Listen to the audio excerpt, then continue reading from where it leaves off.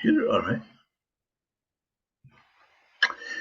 So, good evening. It's evening here in Maine.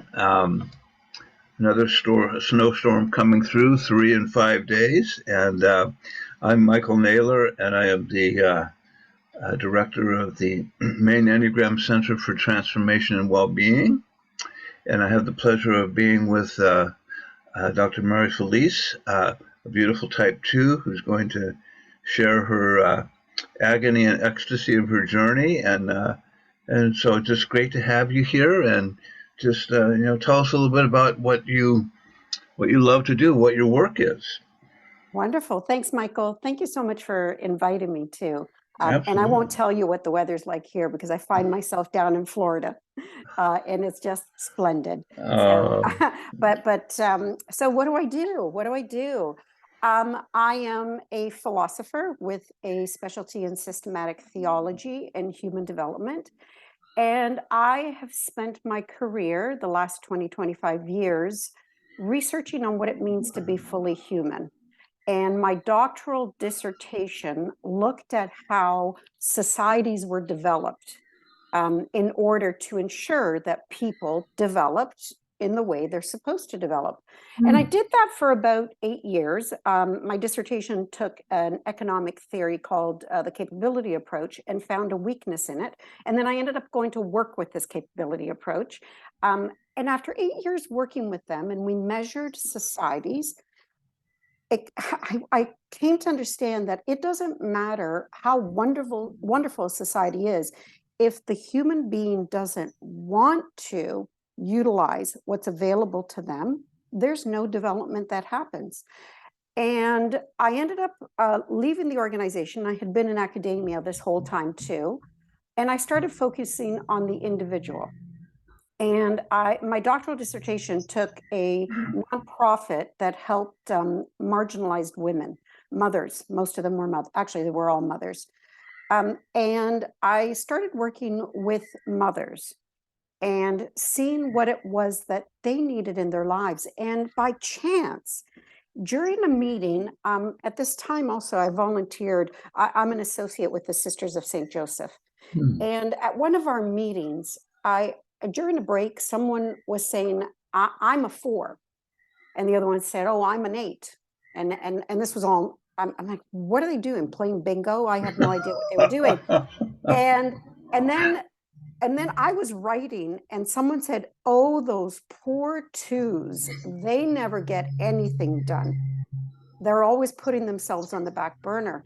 And I lifted up my head and I said, what are you talking about? And this is probably 10 years into my research. I had never heard about the Enneagram. And as they started telling me about it, it resonated. I wrote it down. I'm like, how do you spell it? What is that? And so I wrote it back at the back of my book.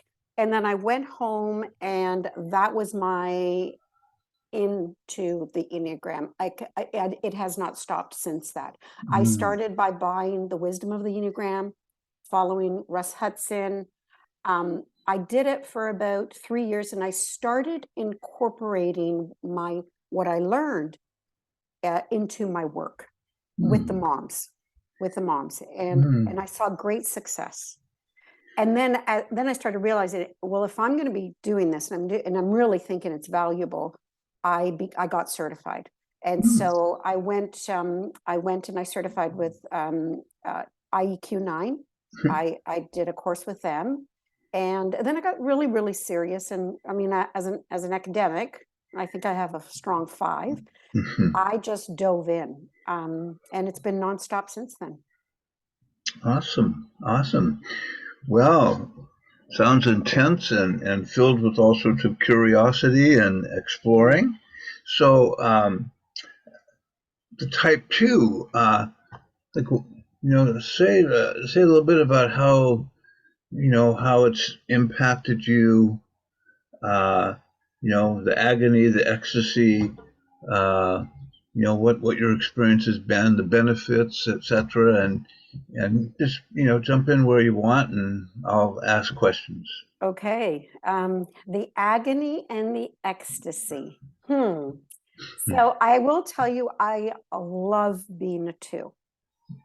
And I guess that word love is prominent for a two. I do an exercise in my work about finding your values and using your values to guide your life. And everything that I ask clients to do, I've done myself. And when I looked at what my values were, and it starts a very wide range, and then you focus. And I was not surprised that my two main values that guide all my decisions are faith, first and foremost, and love, and the two go hand in hand. Once I figured that out, and I said, I realized I love being someone who's in love with love. I love that. When I look back at my life, I was an extremely unhealthy two. And it's only been recently that I can say, and I've done a lot of work, that through the help of others. Belinda Gore has been huge in helping me. I've worked with her monthly. Sandra Maitre's work. When I look back, I'm astounded at how unhealthy I was, and how the need for that love guided me and completely.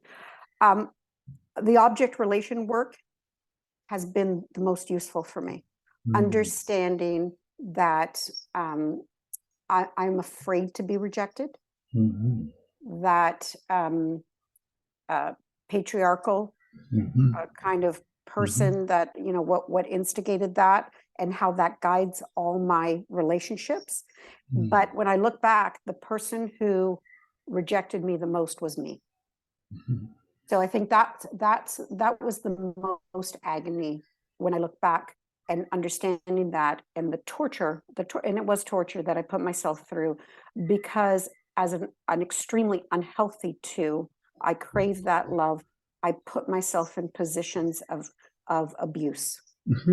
I ended up in a 6-year relationship that was very abusive, and I went after that love. I would do anything to keep it. So there's the agony. There's the agony. Yeah, well, you know, it's one of the sort of archetypal stories told about the twos is that as little ones, when they, you know, disconnected from essence, as all kids do, that the impact of that was a sense of I'm rejected already, so I've got to do whatever I can to make sure I don't feel that horror again. And again, this is all sort of logical analysis, but you know, for a little one, 2, 3, 4-year-old, it's more survival, the sense of at any moment I can be thrown out on the street and not have a home. So, you know, it seems to me, depending on the suffering you've went through as a little one, you know, that pattern will be stronger or less impactful. But the sense of, you know, if I'm hooked up with somebody, it's like I can't give it up, because it's like going to be death, and which would be worse than whatever's happening in my life. Absolutely. Yeah. So that rejection pattern, sounds like you went through some really intense learning about that. Extremely intense. And when I look back, I now can catch myself, because I know, but the movement to the very unhealthy 8, which, I mean, domineering, was not fun to be with. I just was not. I mean, it's funny because I wasn't, but boy, did I get a lot done. So I got the attention that way. Yeah. But no, the anger, the resentment, the resentment. I have the memories, and I can go back to how I knew as a little child how to get my mother's attention was by doing the chores and being the little mom in the house. Yeah. Even I'm the middle child, but I was the mom to both my older sister and younger brother. By the way, still have the tendency to fill those shoes. I have to stop myself. Yeah. Yeah. Well, that seems like a gravitational survival pattern for little twos, because they see all the needs of everybody around them. Mm-hmm. So when you were just a little girl, did you have that kind of an intuition around what people needed and what they needed for comfort and all of that? Absolutely. And I was I mean, I have a very light, easy disposition, and I love to laugh. So I was a little entertainer also. So Mm-hmm. I mean, I knew what made them happy, and I Yeah. used it. Yeah. I did, but it was more. I I was given the role of my mom, like clean the. It's funny because I joke around. I was the Cinderella of the family. Mm. And it was easy because my sister didn't, my brother, I lived in an Italian family. I was raised in it. So the boy does nothing anyways. Oh no. Okay, the boys does nothing. So it's the two girls. And it was easy to ask me because I would jump at the opportunity because I ended up getting attention from my mother that way. Mm-hmm. So I easily filled the role and that just stayed with me. Yeah. Oh, Well, I will tell you too, when my mother passed away, I did become the mother to everyone. And this is creepy to say, but I filled the shoes of what my mother did for my father. yeah. Yeah. Well, it's that mothering impulse is actually, a beautiful impulse if I'm in a healthy place. Yes. Nobody can love you and support you like a two can when they're healthy, and then when it's a survival mechanism, all hell breaks loose. You end up sacrificing whatever. Yeah. So it sounds like. So it's interesting. I imagine that you probably really helped your brother and sister at the same time, with just sacrificing your soul, and not having any of your needs met as a little girl. Hmm. Does that resonate for you? Absolutely. Absolutely. And then there was the feeling of the depression came on when you feel unappreciated and thrown aside. Yeah, This is all the work I've done. This is all now that I can see. At the time, of course, I didn't see it at all, not at absolutely. all. Yeah. But I remember as a little girl crying to myself Mm, because no one treated me anyway. But in my mind, I was telling myself they don't want me. yeah, They and the only way I was included was if I got to the friends group or I did something with my older sister that they needed. yeah, I yeah, filled a need for them. yeah, yeah, But my little brain was telling me they don't want me.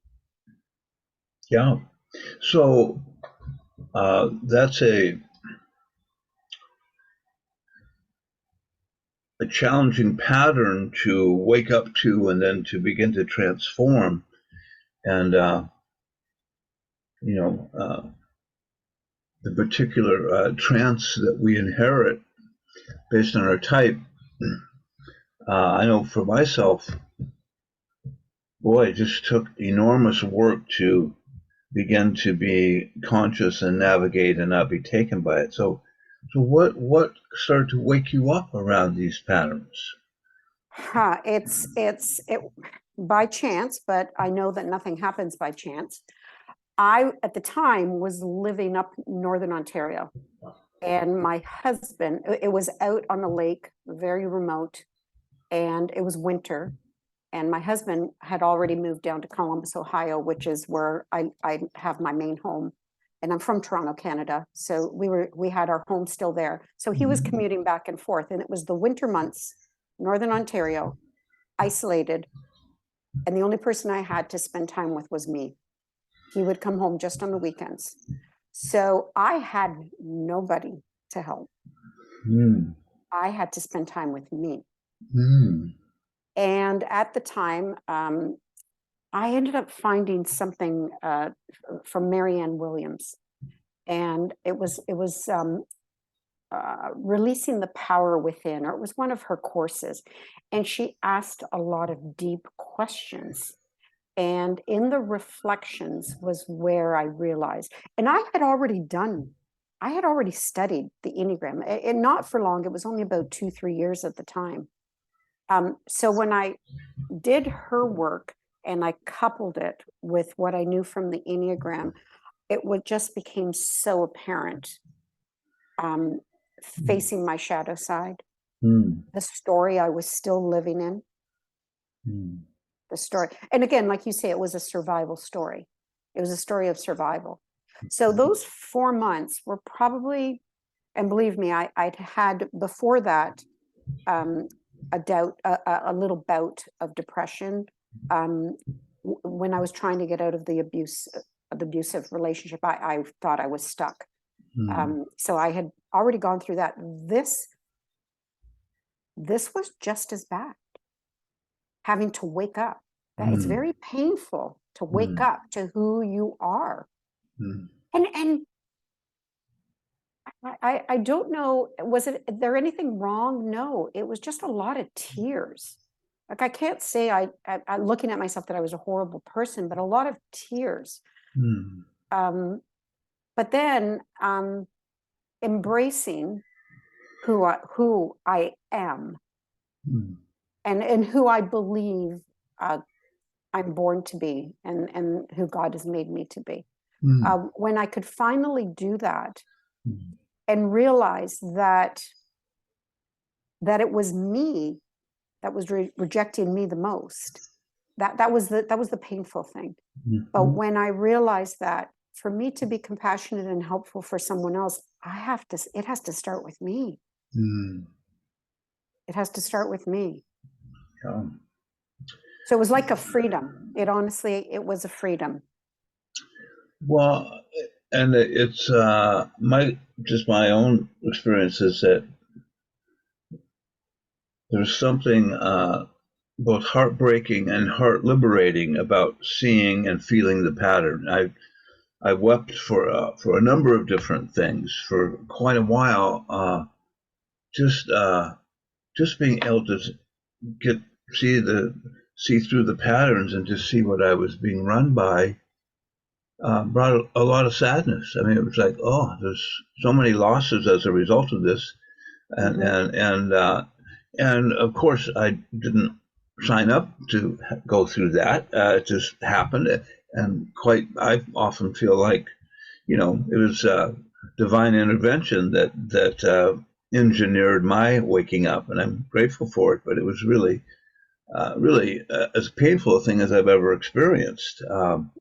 So it sounds like you had something similar to that. It was, and it's funny you say divine intervention. I've come to understand that we don't get there until we're ready to deal with it.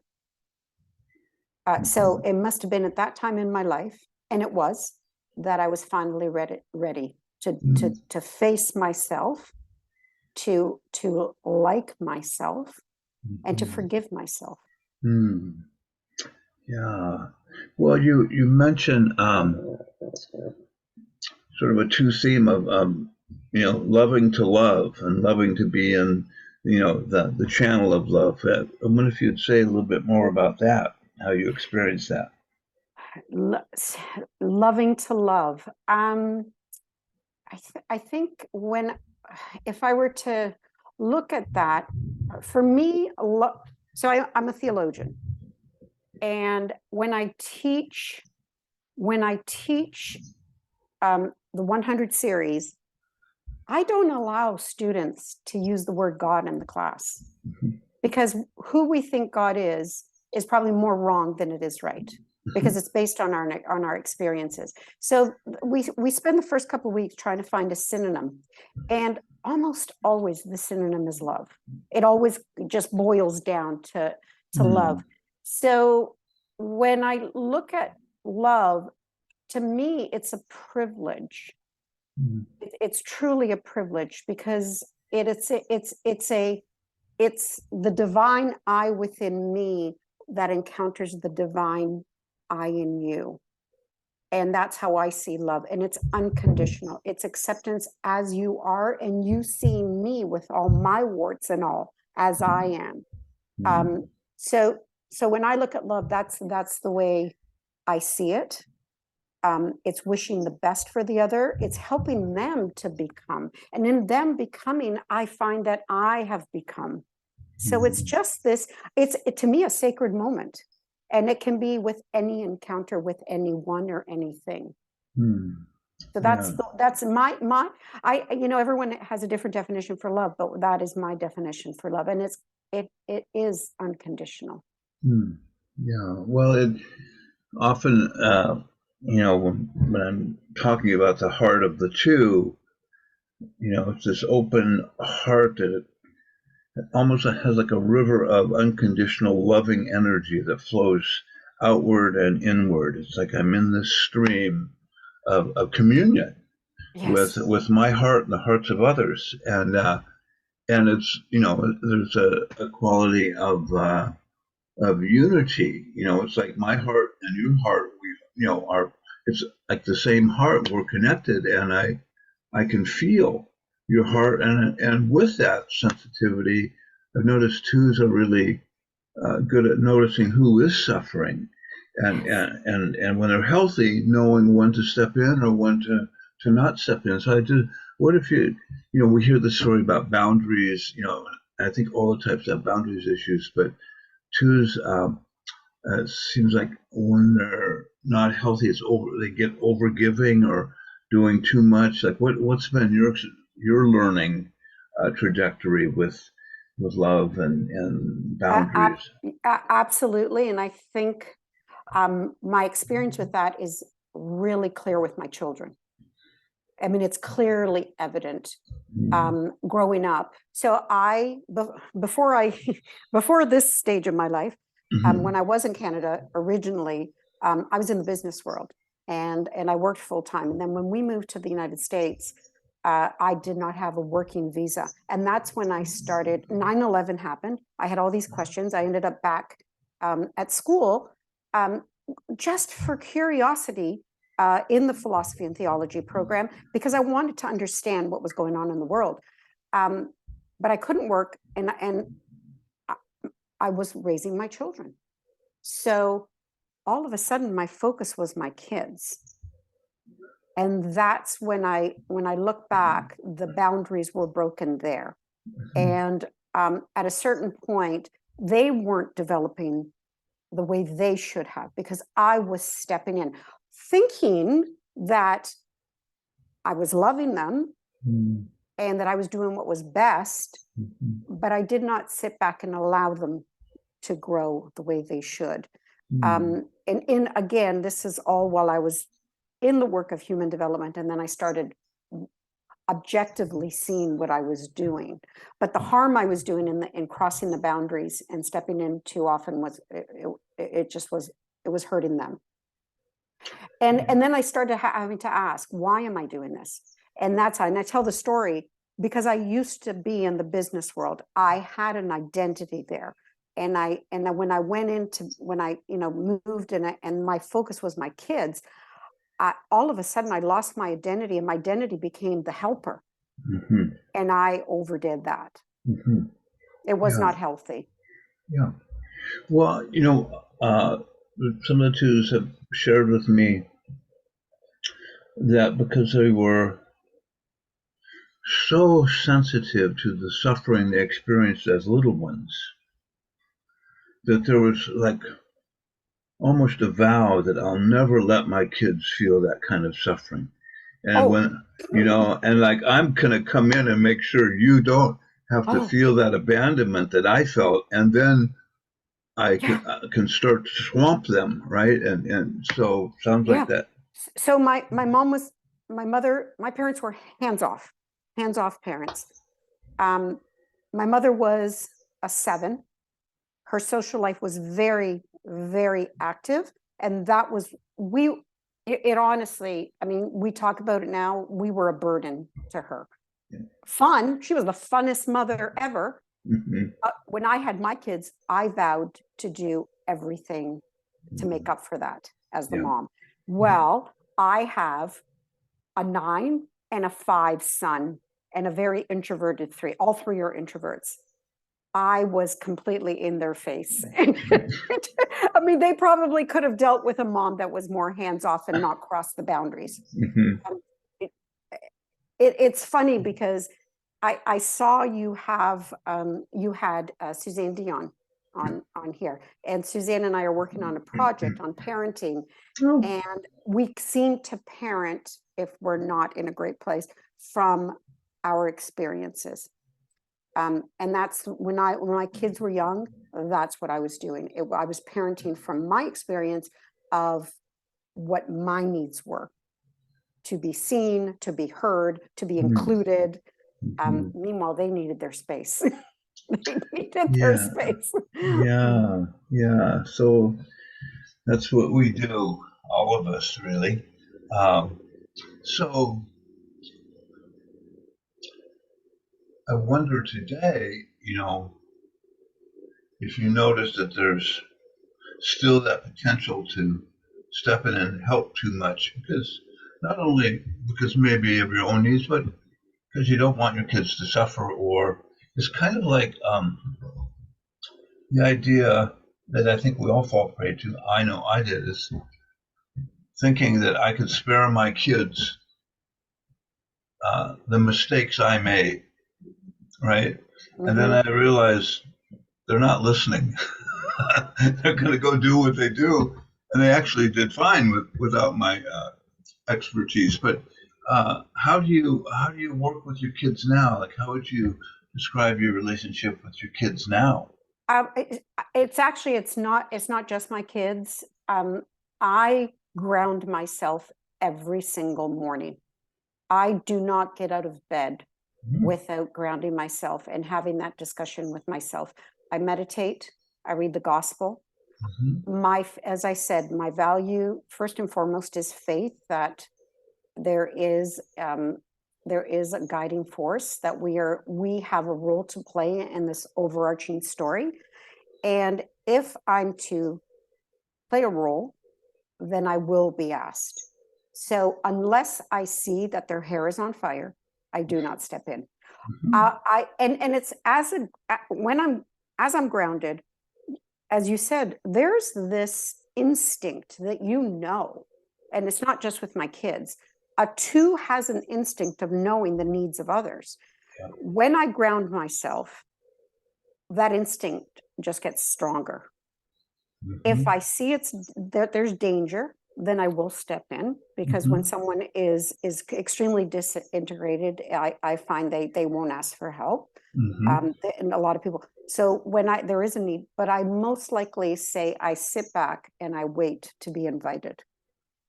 Awesome. Yeah. But that's Yeah. taken a lot of work, Michael. And also, when even if I'm asked, as I said, the compassion, I've learned to be compassionate with myself. I stop and I ask myself, why am I doing this? So what is the motive?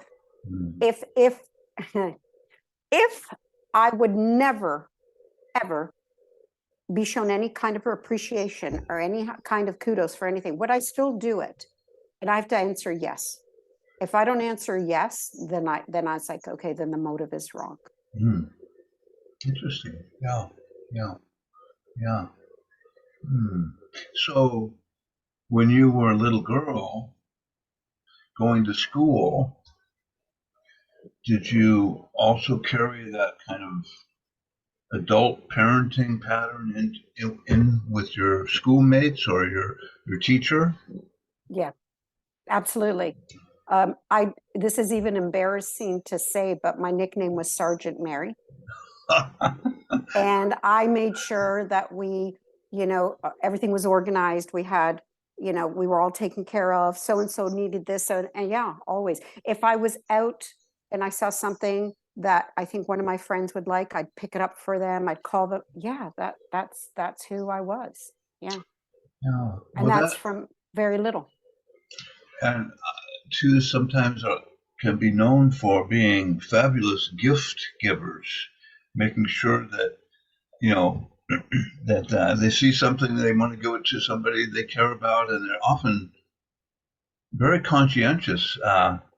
One of my two friends, this man I coached for a number of years, said, as a two, if I bring you a pencil, I've actually traveled into the depths of the universe to find this special pencil. Pencil. Oh, yes. And I bring it, Yes. and it's not just a pencil. This is like, Oh, and if you just pass it off as nothing, that's not a good thing for me because I have really labored to get just the right thing. absolutely. Absolutely. It's funny. It's funny you say that because just, I think it's this Christmas, my nieces and nephews said, Aunt Mary, you give the best gifts. But you're right. A lot of thought goes into that gift in who that person is and what their needs are. And absolutely. And that goes, I can't remember a time that it wasn't like that. Yeah, yeah. Mhm. Well, it seems like my one of my daughters is a type two, and just at an early age, she would just find the little thing in a flower or a rock, and was just always sort of noticing, oh, this would be great for mom or my brother, or just so when if I go visit her, I know I'm always going to be coming home with something. Yeah. She will have something. I'll tell you a little secret for her too.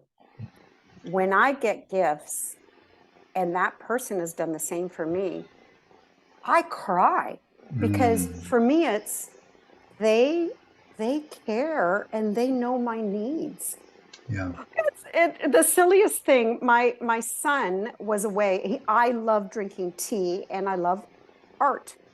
And he picked up at the airport on the way back these mugs that they're artist mugs. They have all different artwork on them. And he gave it to me and I said, "You heard me. Mom, I picked it up at duty free." But just the fact that I love my tea and I love the artwork that, Mm, it, he knew, almond flowers was my favorite artwork and so he got me that. It touched me. yeah, Yeah. Yeah. yeah. Well, that's very familiar. My wife is a two, and when I'm conscientious and just bring the smallest gift, it's like I've just given her the crown jewel, Absolutely. and she's just instantly deeply grateful. And being a bit clueless, I thought, really, was it that good? And she, Yeah, and it's funny because I've done the five languages of love, and mm-hmm, the actual gift is not as important. mm, It's the action of what it took to make that mm, decision to buy that. It's not the gift. yeah, If I think if we sat down and my son had said, "Oh, yeah, you love tea and you love almond flowers," and I'm like, I would think, "Oh my gosh, you knew that of me." mm, I think yeah, that is what is valuable there because the gift itself is not as important as the time and everything that they noticed you and heard your needs and what could be pleasurable for you. yeah. Well, I'm seeing an article that you writing about how to work with the two and remind them of their value and just hints for the unconscious partners. Sounds like that could be a lot of fun. Well, Michael, I love your articles. So if I could inspire you in any way, that's great. Yeah, well, I think there's one coming. My wife will cheer up about it too. Um, well, so one of the things that just sort of gets joked about a little bit is like the type two can be great at getting other people into counseling, but Oh, getting themselves in, it's like almost like the inner critic says that's like way too selfish if you go into counseling, but and it's obvious that you cross over that barrier. But what was that like initially? Were you somebody who got people in to get the help they needed? And, so and again, I've come a long way. But when I was in that abusive relationship, it wasn't until probably 2 years later I had a little breakdown. Mm. And I was working at the time. I'd already graduated university, and I HR offered for to pay my counseling, and so I went. Well, you're not honest. A two is not going to be honest in counseling. They don't want to look mean. They don't Mm-hmm. want to have needs. Mm-hmm. So why was I there? I was telling them that everything was okay. Yeah, interesting. I don't need any help. I help everyone else. Yeah. I don't know why I'm feeling like this. Mm. Mm. To share the anger and the resentment I had during the relationship, and that was why I was there. I Yeah. had not dealt with the Mm. anger of what I Mm. went through. Yeah. Yeah. Um, so yeah, that I think that's the most difficult thing. Why a two would not go for help, because no, they're fine. They don't need help. Yeah. They're there to help everyone else. Yeah. Yeah. And it's interesting. My clients, I do not. Oh, I have one two, and the whole time I've worked with, I've had one two. Yeah. Interesting. Yeah. Yeah. Hard. And that script of I'm the one who helps and I don't need help. Yeah. That often gets described as sort of the pride of the two. And it's I see it as again how I had to survive as a little girl or a little boy. If I said I have needs, it wouldn't be a good outcome. So Yep. So my experience has been they want help. They recognize it when they crumble. They recognize it, so they get tested. But to go through the process, it's too time consuming, and it will take them away from what needs to be done. But of course, because they're with me, they're not healthy in the place that that they're working from their true self, so they're still in that mode of, but I got to help this. And so it's always, I'll come and work with you when this is done, yeah, when I feel, after I've helped do this, and so needs me here. And it's like, okay, I'm here when you're ready. yeah. Well, I noticed that in working with men in recovery type twos, is they would come in for intensive treatment and they would talk about all the people they needed to go and help. Yes. And then they would go off to AA meetings and start finding people Yeah. who needed them and start collecting kind of a crowd of people and and to get them to understand that they had to do their own inner work before any of this would go well. That was a big stretch. So when I said, those 4 months that I was by myself, and then one of the things I started realizing is that I could not go through the day without connecting with someone on the phone. And it would never be about me.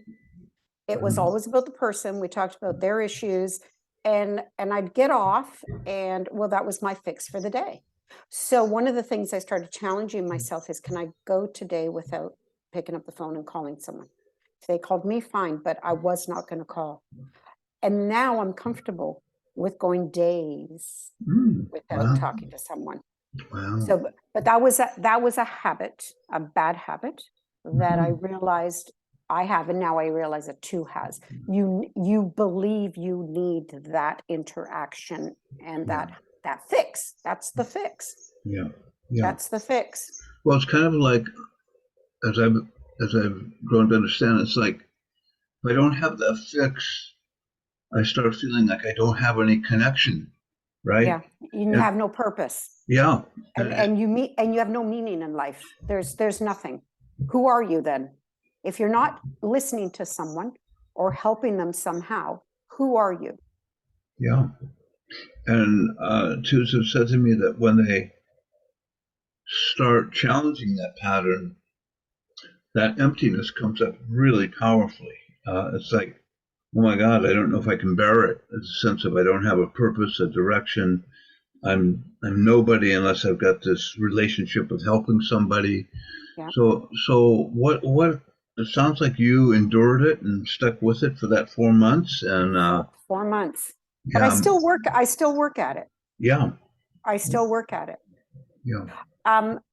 Instead of that, I'll do something indulgent, like maybe watch a brainless show, which I would never allowed myself, or just sit and in quiet and watch the sunset.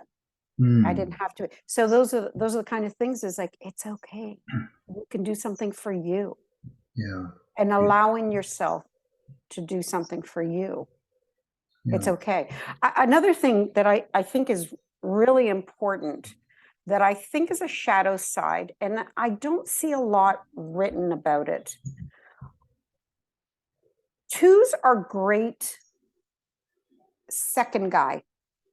Like, they're always the helper, and they're always, and when, I guess it's kind of like the 9, that to say they want to be number 1 is too selfish for them. And the struggle of appearing selfish to want to be successful, I think that's a bit of a shadow side. Yeah. I've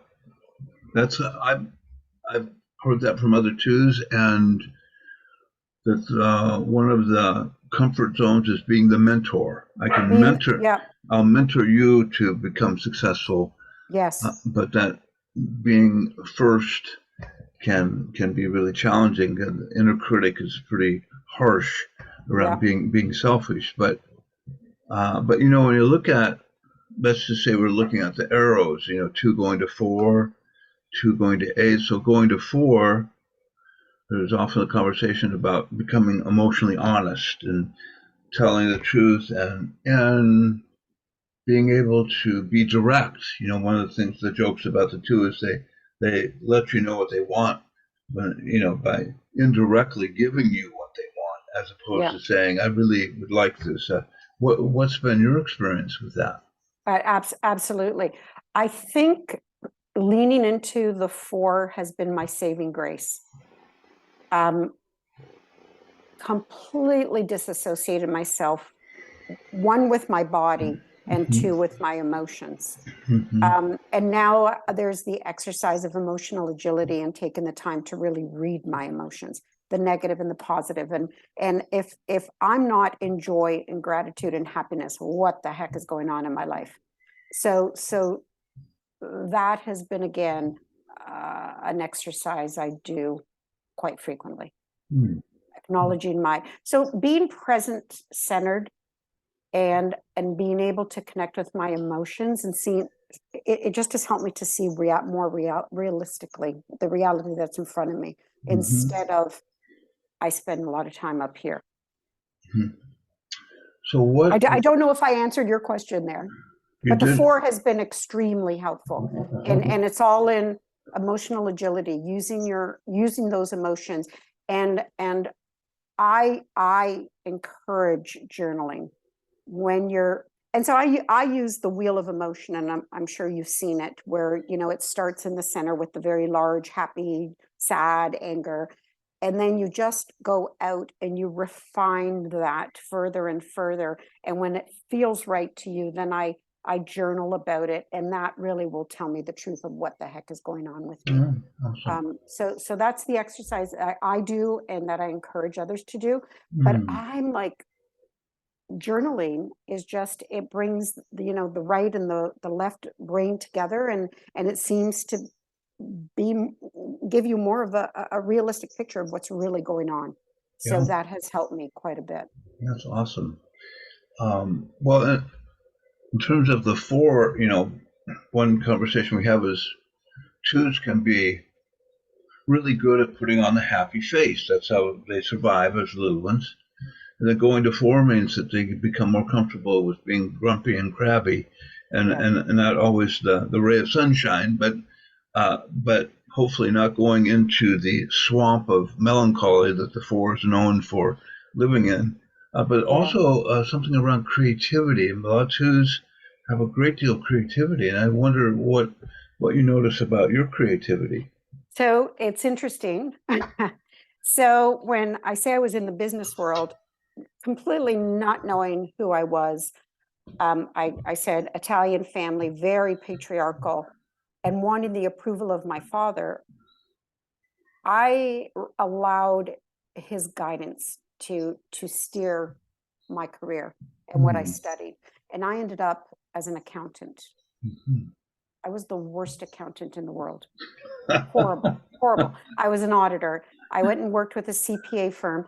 But then so I thought I got to do what he's telling me, and it had to be professional. And then I left the accounting firm and I worked in fashion. And when I worked in fashion, I got to sample the creative side of who I am. I had never been happier in my life. So I finally realized, I think at that time I was 24. I really enjoyed being creative, and to say I'm good at this, that took me a huge leap to admit, not only do I like it, I'm not helping anyone. This is completely, I was telling myself that it was selfish because I was enjoying it way too much. I wasn't doing it to help others. Yeah. To realize that and tap into the four in my feeling, like, to connect with my feelings and to enact on my creative side has been freeing, very freeing. And that's, I think, why I truly enjoy developing the programs that I do within. That's the most fun I have in my career, what I do now. So I collaborate with others to develop programs. There's quite a creative aspect to that. And that's what I really enjoy. That's awesome. I dabble on the side in interior decorating and renovating. And it's funny because my husband says we'd make a lot more money if I did that for a living.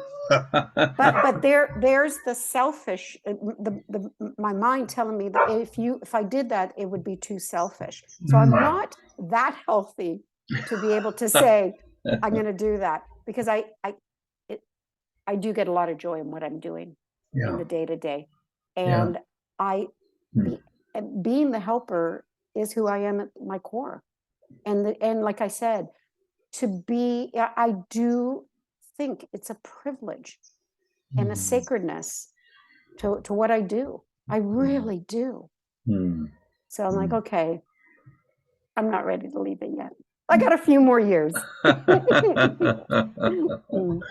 Oh, well, so what might you, this is always a tough question for me to answer, but what do you think has helped you the most to come forward and to continue into this journey? Like, what kind of support did you need from people that gave you permission to start looking at your own life, your own interior, your own needs?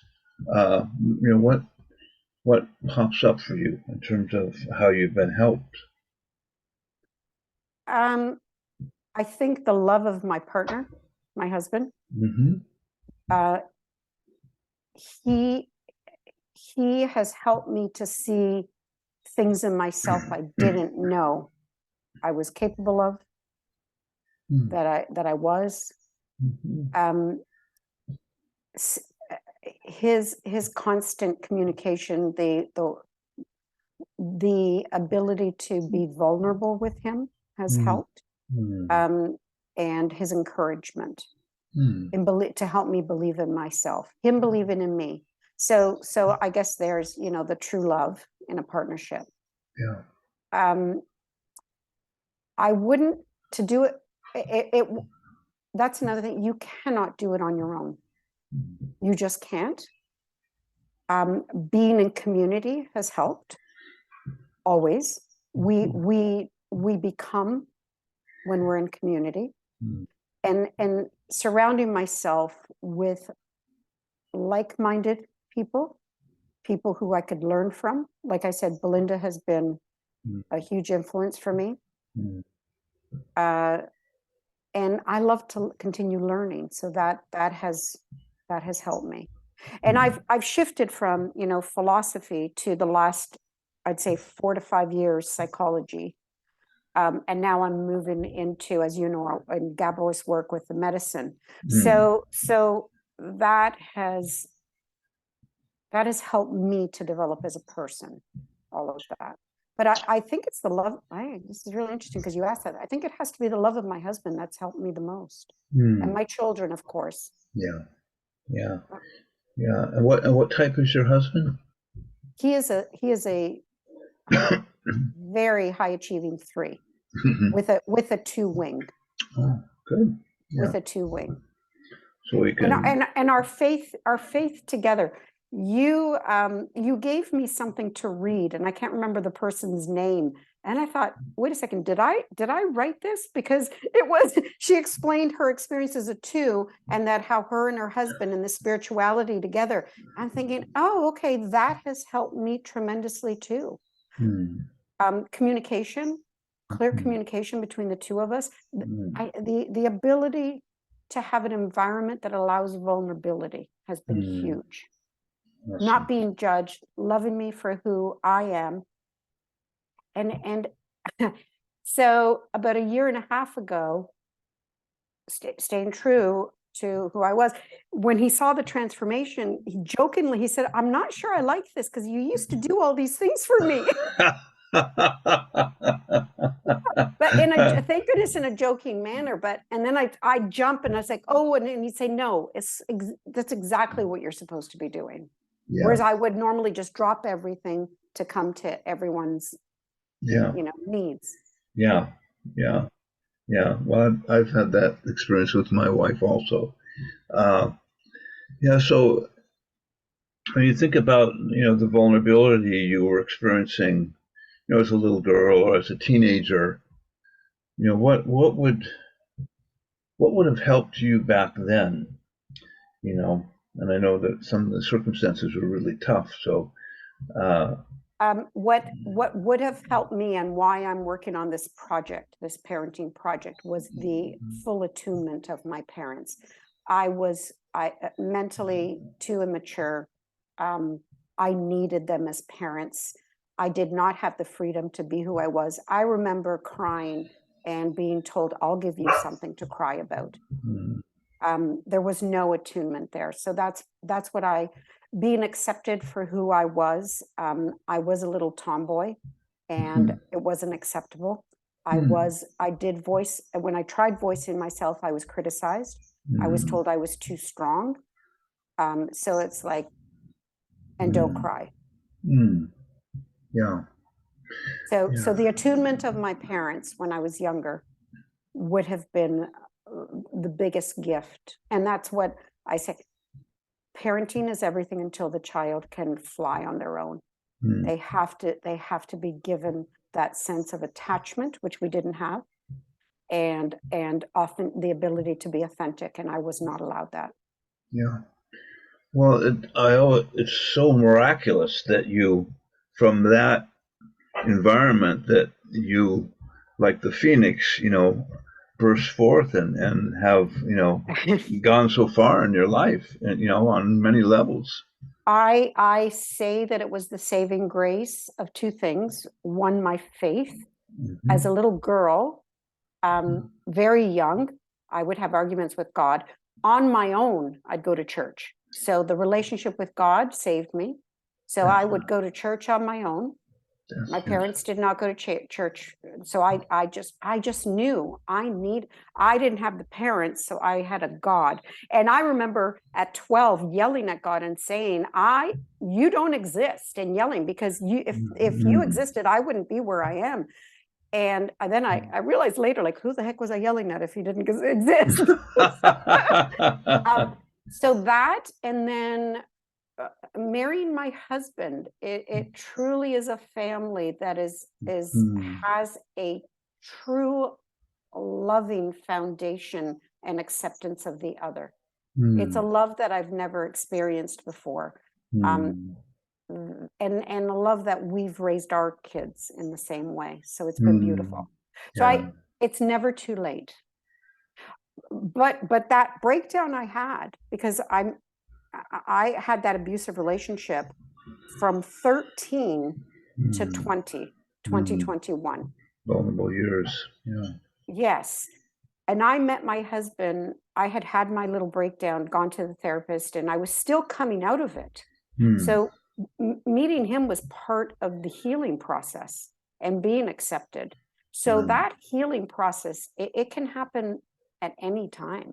It's never too late. Yeah, beautiful. So how long have you two been together? I was just mentioning this to someone today. I've known him for 41 years. Wow. And we will have been married 36 this year. That's amazing. And we have 3 amazing kids. Michael, when I was in my 20s, if I were to fast forward and think where I was today, this life is beyond what I could have ever expected. Yeah.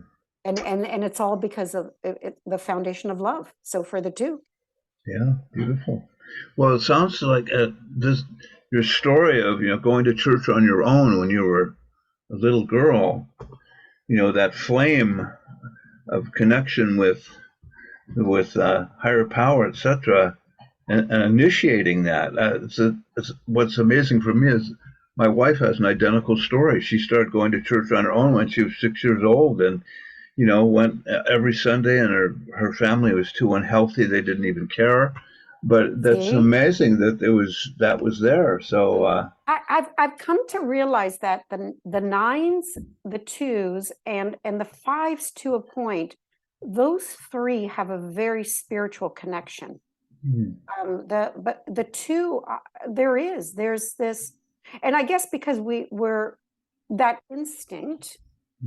I mean, it's inspired, and for me, being a theologian, it comes from the connection with the Holy Spirit. So I think that's there from the beginning. That's our divine gift as a 2.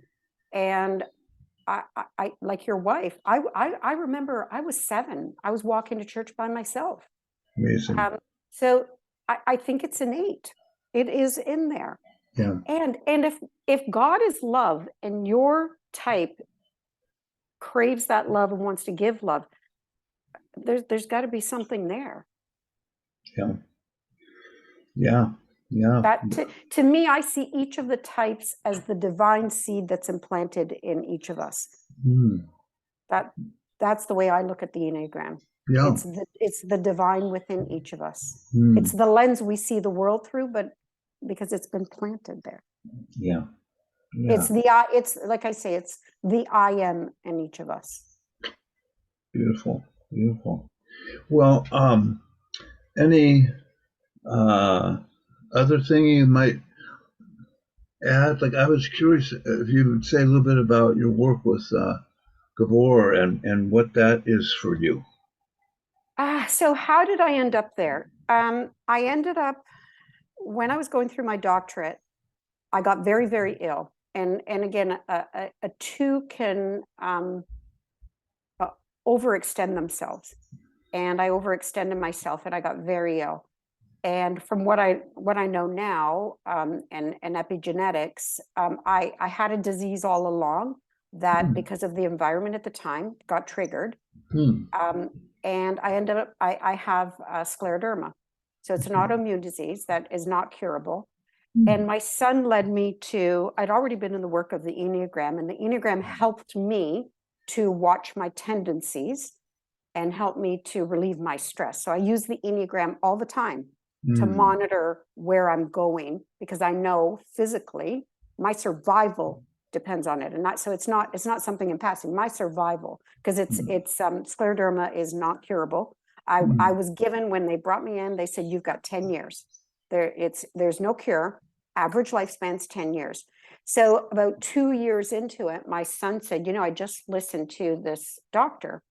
His name is Gabor Mate, and he talks about how our not dealing with our emotions and our biography ends up becoming our biology. And so I picked his book up, When the Body Says No, simply for curiosity, because of my illness. Had nothing to do with human development. And so when I picked it up, the very, very, very, very first chapter of When the Body Says No is a woman, Mary, who's in her 40s, who has scleroderma. Wow. I'm not joking. And as he's explaining this person, it was me. And so that was my interest, my first interest with him. From that, I started following him, and I started realizing his work with trauma. And I saw the concordance with his work with trauma and the trauma teaching of the childhood wound and the Enneagram. Yeah. So I started putting the two together, and that led me to his technique of compassionate inquiry. And so then I thought, like I said, I've got a 5 in me. I have to really learn it. So then I ended up signing up and becoming his student. And so for the last 2 years, I've studied under him. I got certified under the compassionate inquiry technique for therapists. I bring it into my program.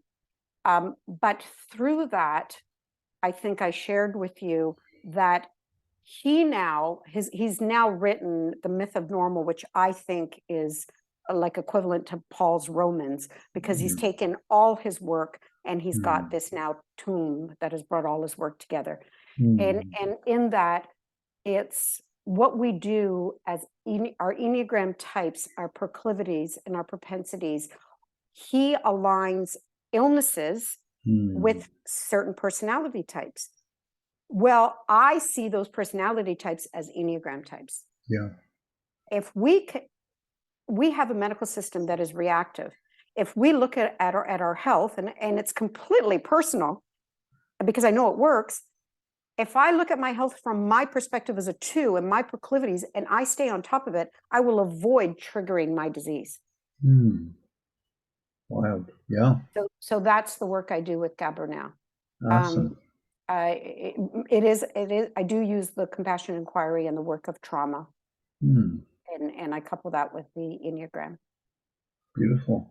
Well, can you say a little bit about compassionate inquiry, like what that means? Is that something that you could give a definition for? Yeah. So his technique, and it is a technique. Our trauma happens in relationship. So my trauma as a 2, your trauma as a 4. And when he talks about trauma, it's not like, it doesn't have to be this big thing. It's kind of what Alma's says, when you move away from the essence and your ego starts telling that story that develops your personality. It's what he calls the small t trauma. It happened in relationship. So compassionate inquiry is an inquiry technique that works on, that brings you back to relationships. If it happened in relationship, it has to heal in relationship. And it's a questioning technique that gets you completely in your body, out of your head, that tells your story, because we store it all, the history is all stored in our body. So the technique gets you to the point in the body that has stored the trauma and that story, and brings you back there to heal it. And brings you back. But it's through the relationship with the inquirer and going back to that point in time and walking you through it. And in a compassionate mode, there's 17 different things that we've been trained, questioning techniques, and getting them to heal, really. That black hole that Alma says, it's bringing it closer and closer. And that child, like you said, for survival, a 2 or anyone, you have the choice. Either there's something wrong with me, or there's something wrong with my parent, or who's taking care of me. It's always going to be there's something wrong with me. So he allows you to get to that point, to revisit that questioning. Yeah. Awesome. Well, thank you. This is beautiful stuff. I really appreciate everything you've shared. Is there anything else you want to add before we close for the day?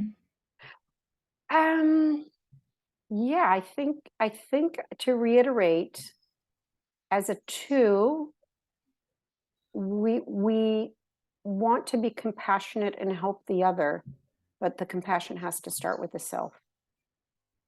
We're only as good as the work we've done ourselves and how we treat ourselves. So if I were to give advice to a 2, it has to begin with taking care of you. Yeah. Thank you. All right. Well, this has been, I feel like I've done a beautiful teaching. Oh, Thank you for that. And so I'm going to turn off the recording and just say thank you so much. It's been a blessing. And I want to thank you for the privilege of sitting here with you. So thank you very much, honestly. All right. Well, okay. So we're Thank all, you. yes. And I'll just turn this off. Let's see.